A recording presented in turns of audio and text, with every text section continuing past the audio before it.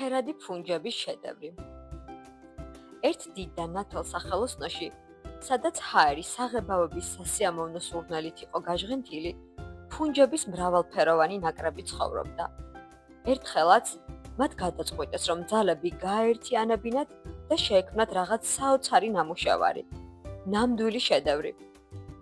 ორკესტრის მსგავსად, აქაც ყველას თავისი როლი ჰქონდა, თუმცა ზოგიერთი ფუნჯი აშკარად გამოირჩეოდა სხვებისაგან ინდივიდუალური თავისებურებებით.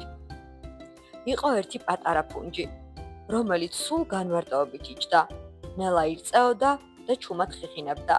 მას არ უყვარდა ჩქარი მოძრაობები და ხმაური. მეორე ფუნჯი კი მხოლოდ წრეებს ხატავდა, ათასობით ერთნაირ, სრულყოფილ წრეს და სხვა არაფერი აინტერესებდა. ეს კი მესამე ფუნჯია, რომელიც მოულოდნელად აფეთქდებოდა ხოლმე, ტრიალებდა და საღებავებს აქეთ-იქით აფრქვევდა. სხვა ფუნჯები მათ არ დასცინოდნენ.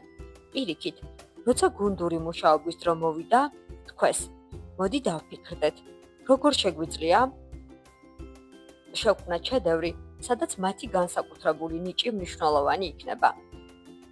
იმ ფუნჯის მიერ დახატული წრეებით, რომელიც მხოლოდ რგოლებს ხატავდა, საოცარი ყვავილები და შორეული პლანეტები შექმნეს.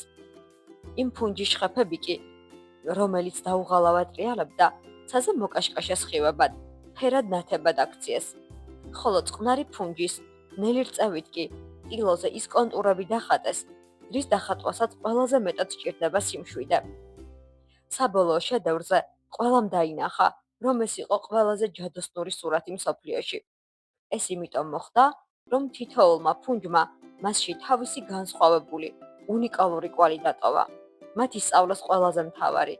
არ აქვს მნიშვნელობა როგორ ხატავ. მთავარია, რომ ამ სახელოსნოში მნიშვნელოვანი ხარ სწორედ ისეთი, როგორიც ხარ.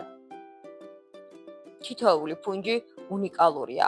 გახსოვდეთ, არ აქვს მნიშვნელობა როგორ ხატავ. მთავარია, რომ ამ სახელოსნოში მნიშვნელოვანი ხარ სწორედ ისეთი, როგორიც ხარ. ყველას შეუძლია მონაწილეობა მიიღოს და შექმნას ისეთი ნამუშევარი, როგორიც მას წარმოუდგენია. სწორედ ეს არის მრავალფეროვნება. შეგიძლია შეაჩერო ვიდეო და თუ რომელიმე სიტყვის მნიშვნელობა არ იცოდი, გულდასმით წაიკითხო და დაიმახსოვრო მათი მნიშვნელობა. ახლა კი შეკითხვების დროა.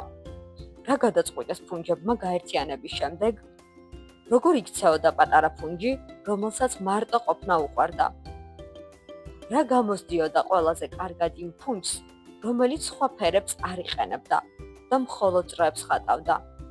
რად გადაიქცა ნახატზე ის საღებავები, რომელსაც მოტრიალე ფუნჯი აქეთ-იქით აფრქვევდა? თქვენი აზრით, რატომ ირწეოდა ნელა და ღიღინებდა პატარა ფუნჯი? როგორ მოიქცნენ სხვა ფუნჯები, როცა დაინახეს, რომ ზოგიერთი მათგანი სხვანაირად იქცეოდა? მათი განსხვავებულობის მიუხედავად, რა გააკეთეს მეგობრებმა მათ დასახმარებლად? შეიძლებოდა თუ არა, რომ შედევრი ისეთივე ლამაზი ყოფილიყო, მასზე მხოლოდ ერთი ფერისა და ერთი ფორმის ნახატები რომ ყოფილიყო. და ბოლოს, თქვენ თუ გქონიათ მომენტი, როცა სხვებისაგან განსხვავებულად იქცეოდით, მაგალითად, ყველას სირბილი უნდოდა, თქვენ კი სიჩუმეში ხატვა გირჩევნოდათ? ახლა კი შეგიძლიათ ჩვენს Facebook გვერდს ეწვიოთ და მიიღოთ ფაზლის ნაწილების ამოსაბეჭდი ვერსია. აირჩიოთ ჩამოთვლითაგან ერთ-ერთი და ბოლოს ნახეთ, როგორი საინტერესო ნამუშევარი გამოგივათ. მსგავსი ვერსია შეგიძლიათ თქვენ შექმნათ, თითოეულმა დახატოთ თქვენი პორტრეტი და ასე შემდეგ, რაც დავლების ინსტრუქციაშია მითითებული და აუცილებლად გამოიწერეთ როგორც ჩვენი Facebook, ასევე YouTube არხი. გისურვებთ წარმატებებს და გისურვებთ ყოველთვის იზეიმოთ თქვენი უნიკალურობა და მრავალფეროვნება. პატივისცეთ განსხვავებულ ადამიანებს და დავაფასოთ და მივიღოთ ერთმანეთის სწორედ ისეთი, როგორიც ვართ. მომავალ შეხვედრამდე.